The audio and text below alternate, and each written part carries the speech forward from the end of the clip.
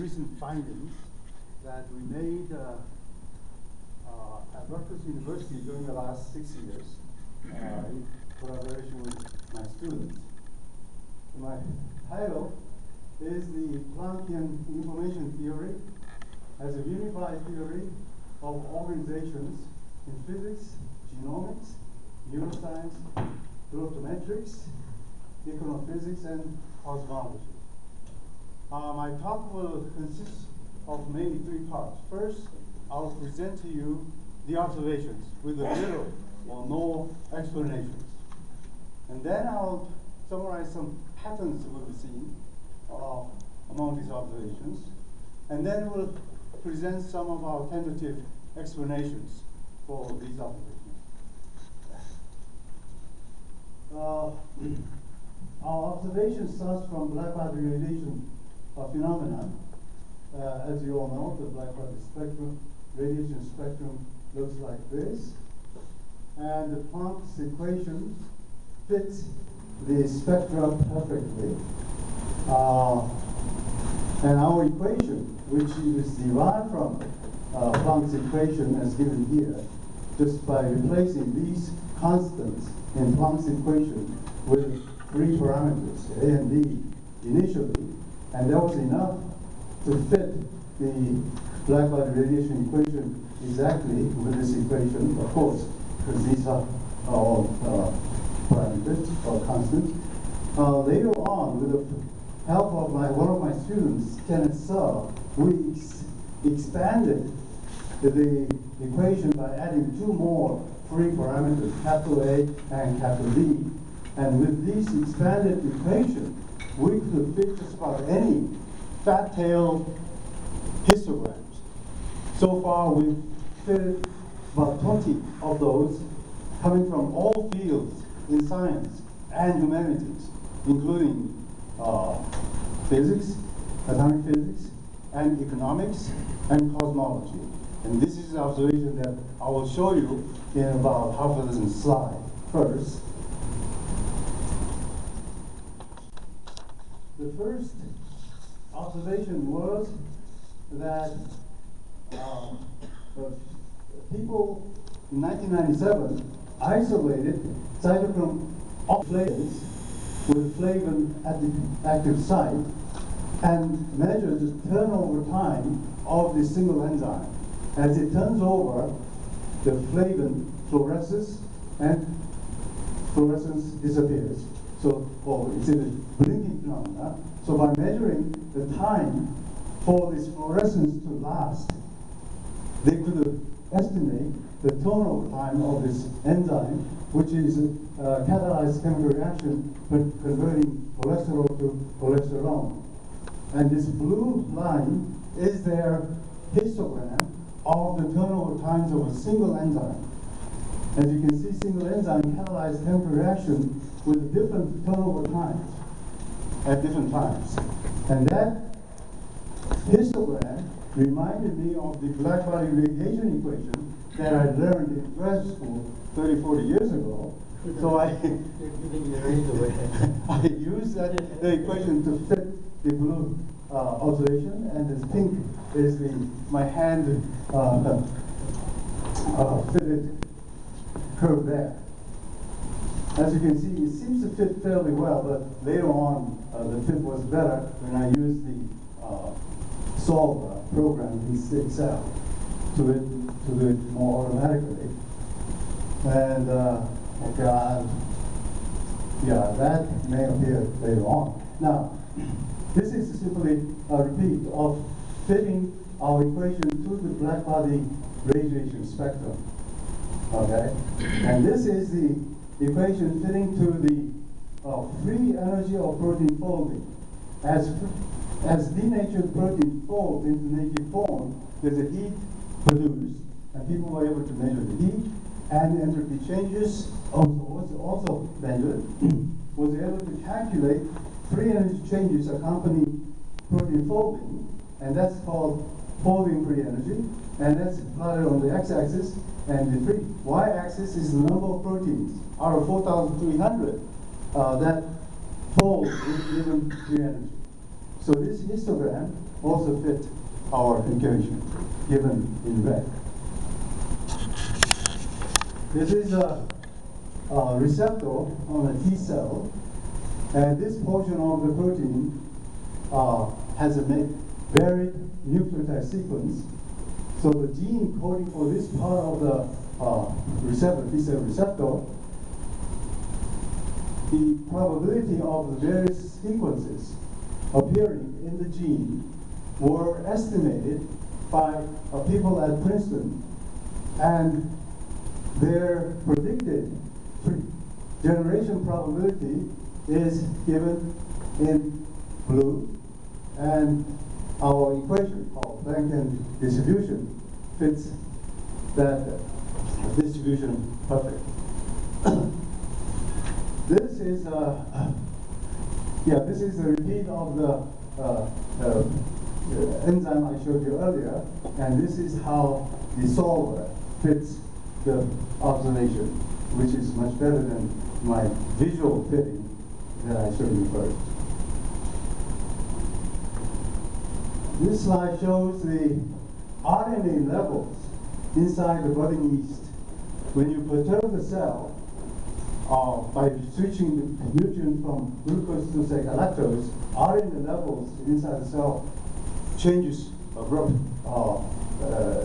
a broad genome-wide manner, about 6,300 of them, and you can make a histogram out of the free energy and messenger RNA changes occurring in the cell, measured by microarray technique, and the histogram from that measurement is given in the blue, and red is the Planckian distribution, and green is Gaussian distribution, and Menzer-Altman is the equation that linguists have discovered that fit the word length frequencies or sentence length frequencies in text. And this equation is completely derived from empiricism, and they also fit the same data that Planckian distribution fits, indicating that one physics can be fitted by more than one equation.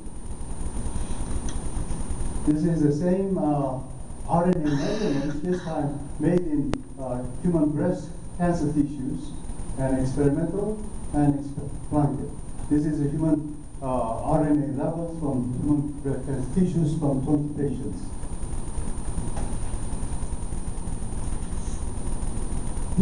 This is the Planckian equation, or 4-parameter version.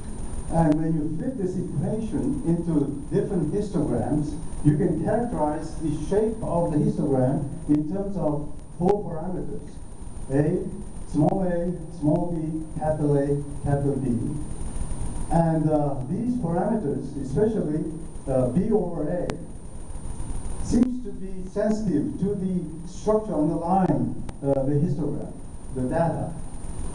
This is applied to human breast cancer tissue RNA levels, and the human genome has hundreds of different metabolic pathways, and we looked at 6 different pathways, and all these 6 different pathways have different B over O ratio, B over A ratio.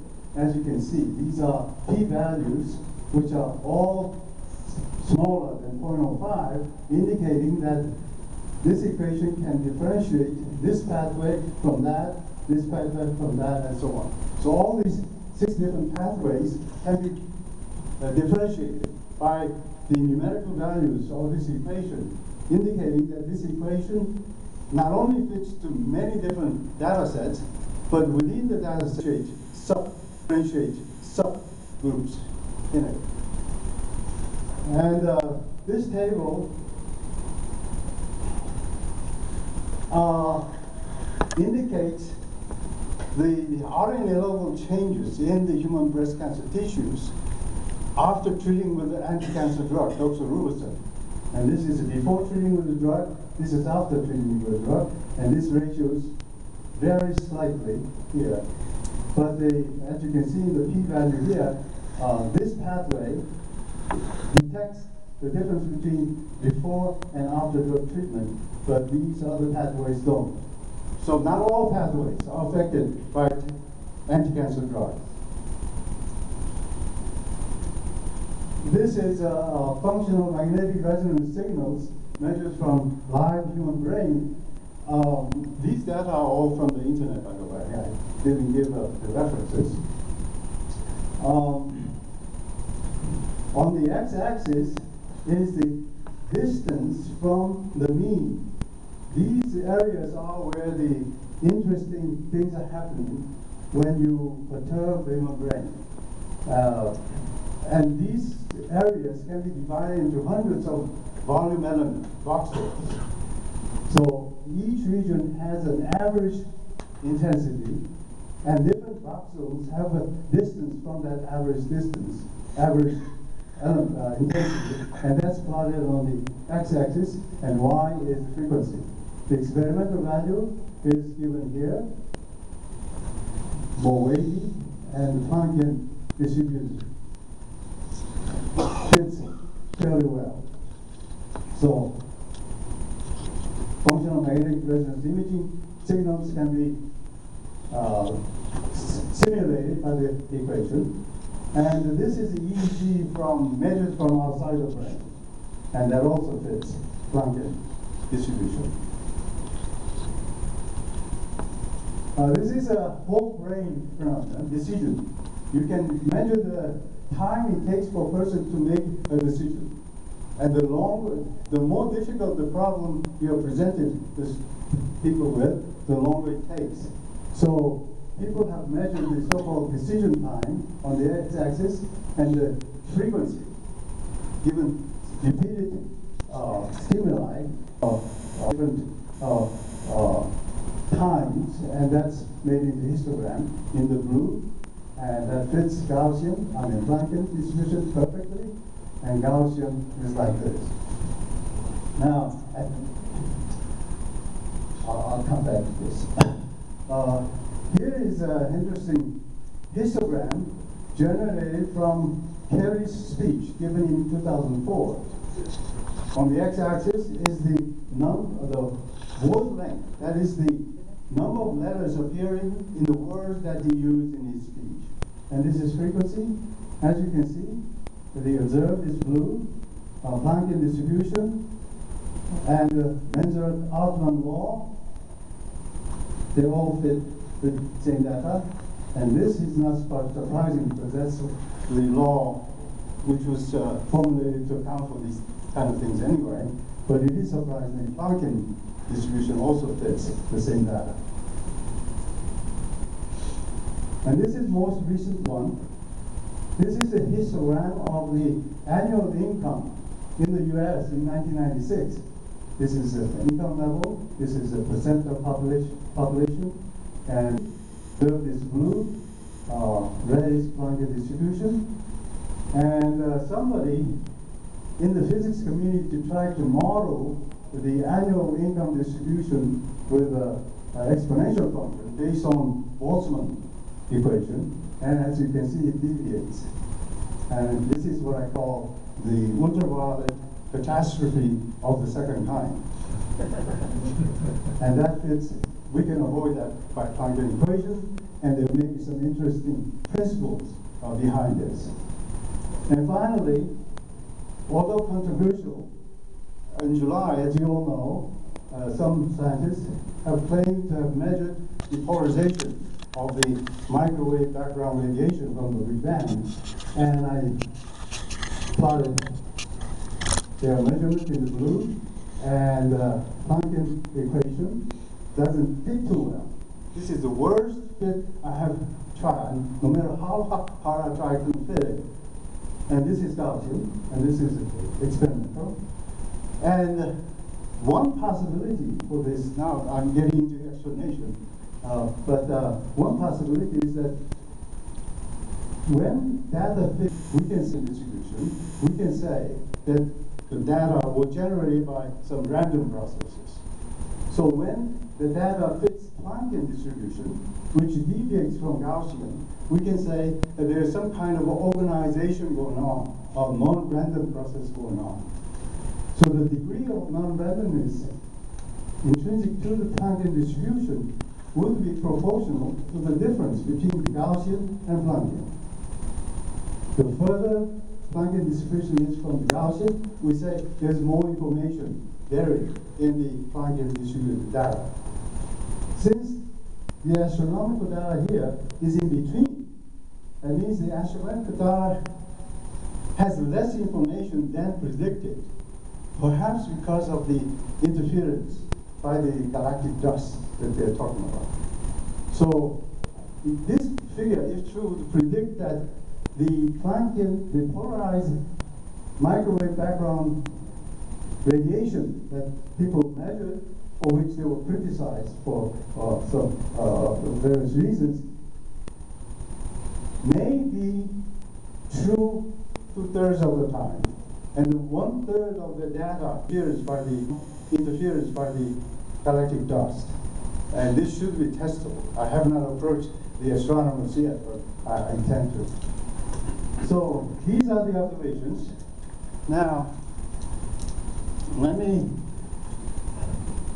give some regularities, some explanation. The reason that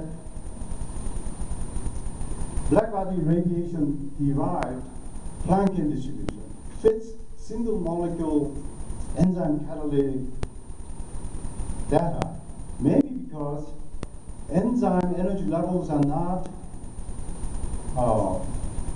homogeneous, but they are discretized, just like electronic energy level in atom is. Once you have discrete energy levels inside an atom or inside an enzyme, they can fit the same equation. So the first observation we made of the Planckian distribution fitting enzymatic data can be explained by this. The only difference is that in atoms, electrons are all in the lowest energy level. But in enzymes seems to exist in different ground state energy levels already. Yes. Could you just define what you mean by enzyme and catalyst? This is an enzyme. Enzyme has to be activated by thermal motions to reach transition state in order for enzyme to break bonds, to catalyze. Okay, so what are the C1 to C? These are different conformations. Enzymes can exist in different conformational state. Oh, okay. And each conformational state may have unique free energy. And some have low energy, some have high free energy. Those who are already in the high energy, free energy state, it takes only small further input of energy to do catalysis, as compared to the enzyme, which is low energy state. Yeah. So Peter, is this the duality? Now, another general idea that we can import from atomic physics to other fields that fits Planckian distribution may be wave-particle duality. The Planckian distribution mathematical form is a product of two factors. This is power function, and this is exponential function. The power function times exponential function. And Planckian equation tells us that the first term is related to the number of sending waves per unit frequency per unit volume. Volume is important. The atom has very small volume. The universe has a large volume. But they might both affect this term. This term is the average energy per standing waves.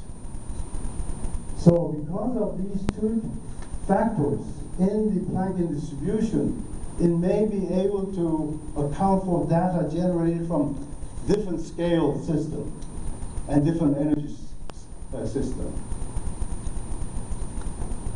That is schematically shown here. So if you have any object that you are observing, whether it's an atom, enzymes, or human brain, you can treat them as a volume. When you have volume and you input energy, there may be standing waves formed, whether it's an electromagnetic wave, concentration waves, mechanical waves, and so on.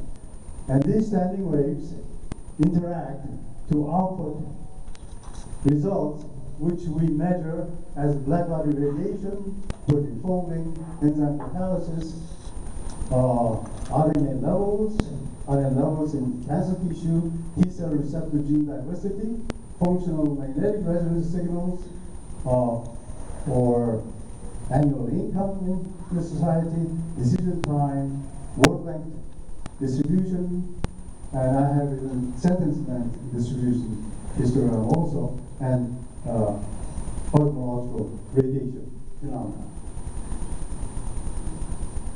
Another idea suggested by one of the data that fit by Planckian equation has to do with enzyme catalysis. Enzyme catalysis is a fundamental to explaining life, but we don't have still a good model, I'm afraid. And in thinking about enzyme catalysis fitting black radiation spectrum, I think we can learn a lot from physics of laser. As you know, laser involves promoting electrons in the ground state to excited state by input photons. And when the populations are inverted, you can trigger the deactivation of the excited electrons to ground state by triggering photons, so that you can amplify light. Something similar may happen inside the enzyme. Enzymes, as I said before, are existing in the different ground state free energy level, and they have to be promoted to transition state and to active state due to ground motion heat. And at this state, just like in laser, all the enzymes in this state are deactivated to ground state upon binding substrate. And when that happens, heat that went into enzyme comes out as heat, but in addition, catalysis happens. So there's a lot of similarity between atomic processes and enzyme processes, as I see here, which may explain why blackbody radiation equation can also fit the enzyme catalysis. And this is the further generalization of this mechanism, okay, which I call SITEM-TOF mechanism, signal-induced deactivation of thermally excited metastable state. Excited metastable state is missing here. To function. And this is simply a verbal generalization of this mechanism. Okay, this is identical. Categorical theorists will say they belong to the same category. So is this. So all these are different categories belonging to the same system, and there's a connection among these, which categorical theorists will call functor. There is a functor underlying these similarities. Another mechanism suggested by decision-making data fitting Planckian distribution comes from so-called diffusion model of decision making, which has this differential equation. X is this evidence accumulated each time step, and C is C determines the amount of diffusion. dW is the Wiener process or Brownian motion. Using this equation, they could fit experimentally observed decision time, okay? And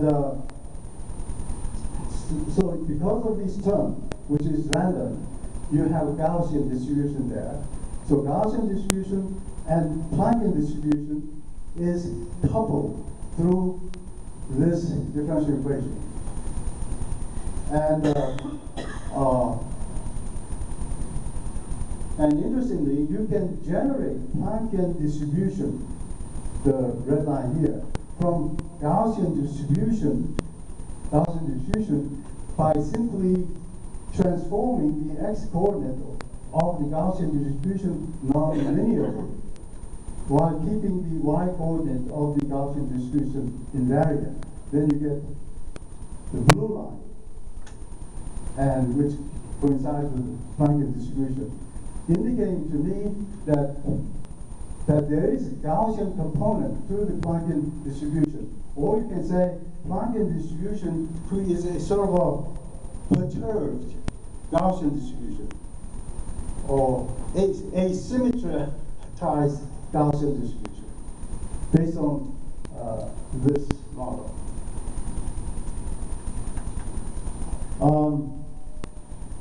So one of the conclusions that I have been led to, for which I may be criticized, is that the Planckian distribution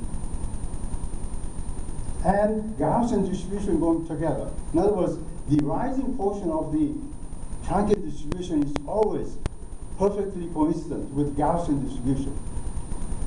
So if you take the difference between the two, you get an area, and that I view as a measure of information, which I call Planckian information.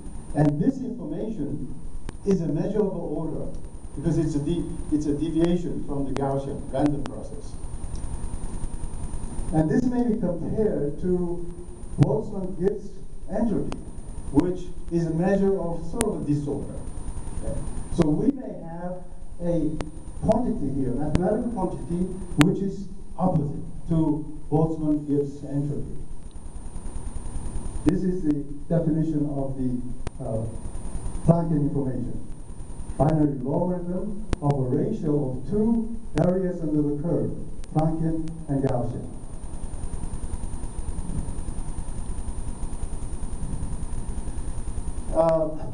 To summarize all these observations in a coherent manner, I was led to study category theory. I'm not a mathematician. I don't know much about category theory, but to the extent that I know, I think we can say the last slide that I'm going to show you. Before that, let's review what category theory is. This is comparison and analogy of fundamental aspects of knowledge acquisition. We argue that one of the reasons for the usefulness and importance of category theory is that it gives an abstract mathematical setting for analogy and comparison. I've been comparing different fields. That's what attracted me to this statement, allowing analysis of the process of abstracting and relating new concepts. This setting is one of the most important roots for application of mathematics to scientific problems.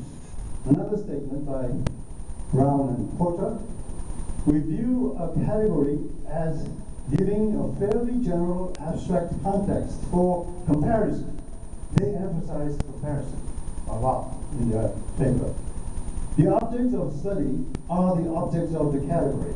Two objects, A and B, can be compared if the set CAB is non-empty, and various arrows, A to B, are ways of comparing them. The composition corresponds to if we can compare A and B with C, we should be able to compare A with C.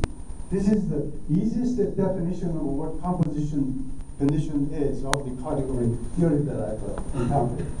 A functor is a way of comparing categories. So category theory is really a mathematical way of comparing the two things that we do all the time without using mathematical language of category theory. So what is a functor? This is a statement by Spivak, with whom I've been communicating recently. Different branches of mathematics can be formalized into categories. These categories can then be connected together by functors. And the sense in which these functors provide powerful communication of ideas is that facts and theorems proven in one category can be transferred through a connecting functor to yield proofs of analogous theorems in another category. A functor is like a conductor of mathematical truth. I'm applying this statement to what I have observed. All you have to do is replace mathematics with natural or computer sciences. All branches of natural and human sciences can be formalized into categories, and then you can compare them. And whatever the way you can compare different branches of human knowledge, we can call that functor, according to this statement. And before showing my last slide, I just want to indicate that I had same or similar idea as mathematicians call category theory. I published this in 1991 and further elaborated in 2012. I call this table theory. I don't have time to go into depth, but if you analyze what I call table theory, you will see the similarity to category theory. Only this is using words. Category theory is using mathematical symbols. And in here, 4 nodes and 4 arrows here, this is a commutative square. I recently found out, okay? This is a commutative square in category theory, and I didn't know that. But all I knew is that this works. Okay, so this is the final table. This I have gone through already.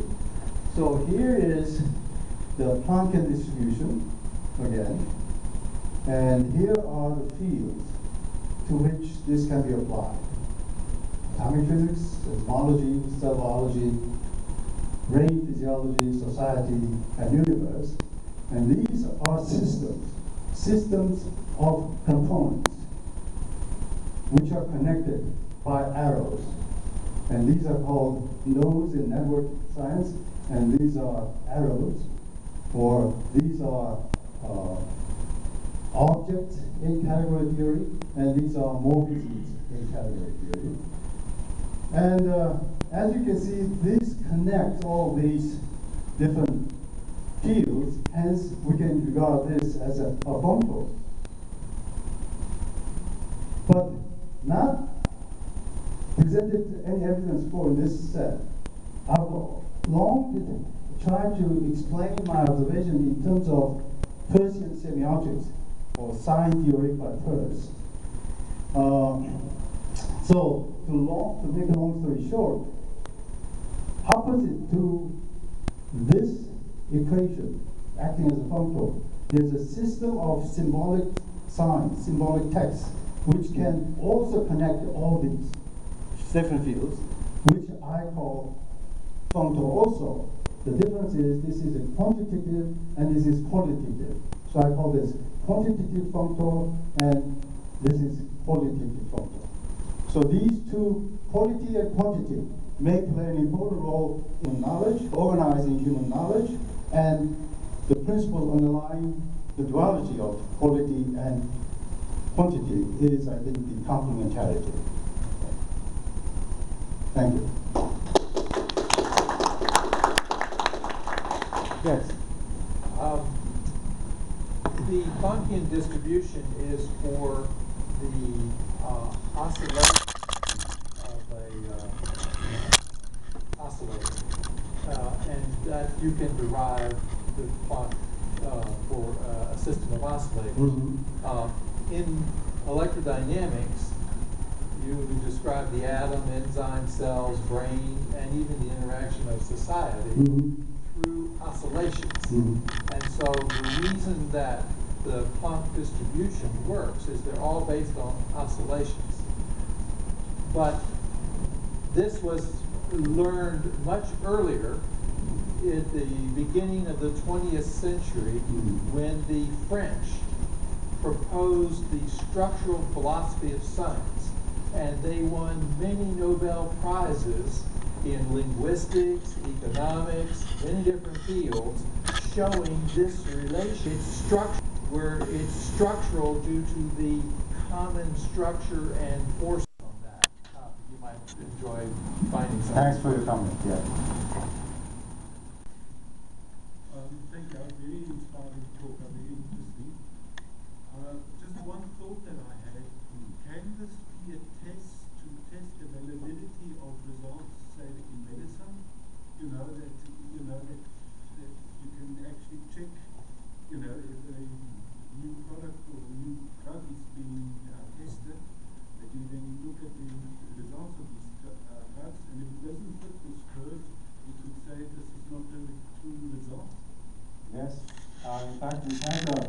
practical application, and I have a patent being prepared to apply this to drug discovery research.